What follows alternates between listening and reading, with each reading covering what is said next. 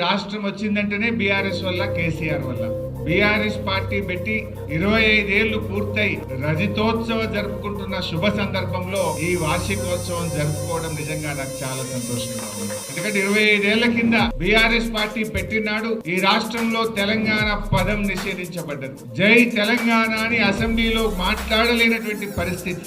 ఆ రోజుల్లో కేసీఆర్ గారు పార్టీ పెట్టి ఈ రాష్ట్రాన్ని సాధించారు. ఇక్కడ ఉన్నటువంటి మీకు తెలుసు 25 ఏళ్ల కింద తెలంగాణలో పరిస్థితి ఏంది. మీకే కాదు రాష్ట్ర ప్రజలందరికీ తెలుసు. 25 ఏళ్ల కింద తెలంగాణ పరిస్థితి ఏంటంటే బొంబాయి, బొగ్గుబాయి, దుబాయి, వలసలు, ఆత్మహత్యలు, ఆకలి చావులు. ఇది 25 ఏళ్ల కింద నాటి తెలంగాణ పరిస్థితి.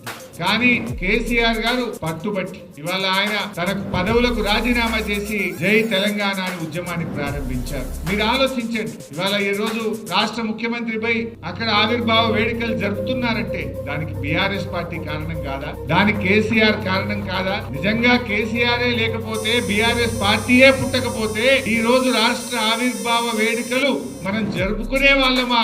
ఒక్కసారి గుండె మీద చేసి ఆలోచించండి అని నేను అడుగుతాను.